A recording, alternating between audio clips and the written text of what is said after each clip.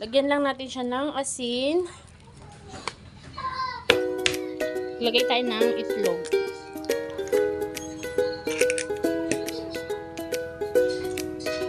Then, ang ating magic sarap.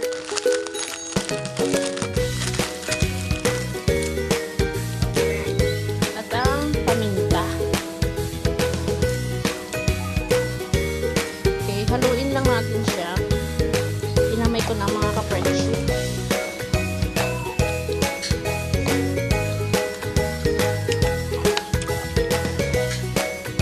Then, naglalagay tayo ng kalamansi.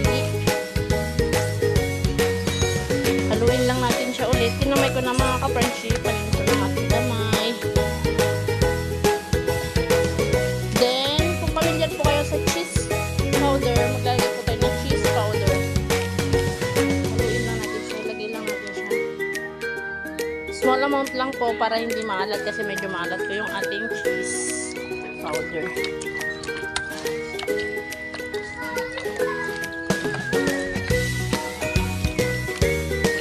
Kung gusto nyo naman yung medyo mas cheesy pa konti,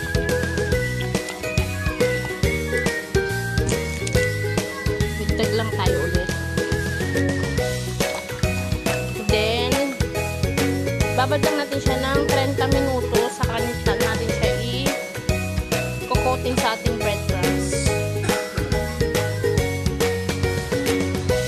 Gamit tayo ng yan breadcrumbs para ating sa coating ng ating pork ribs.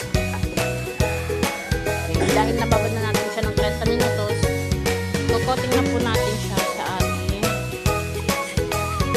harina.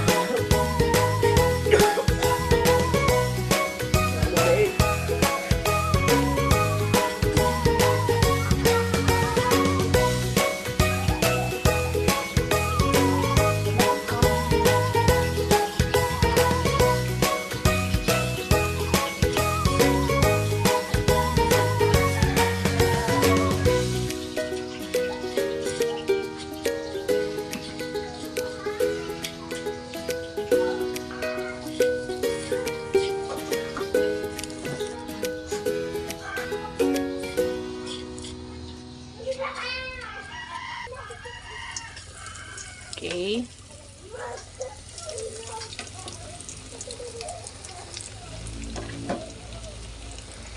Low heat lang po tayo mga ka-friendship para hindi po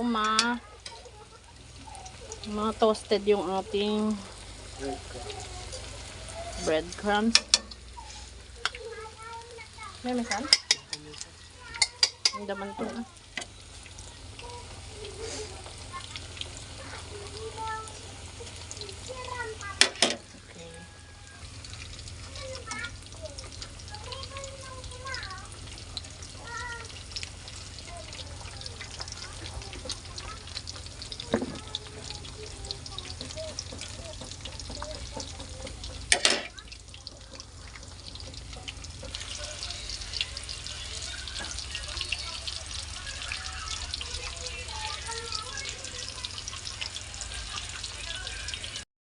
Hello! For today's vlog, mga ka-friendship, magluluto tayo ng fried pork ribs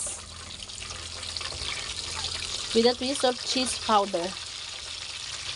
Kaya kung bago pa lang po kayo sa aming channel, don't forget to subscribe, like, and share para updated po kayo sa mga susunod pa po nating mga lulutuin, lutong pambahay mga ka-friendship. And keep on watching po and God bless you all. Sana supportahin nyo pa rin po kahit medyo mahina po yung ating pagkaka-video. And thank you all.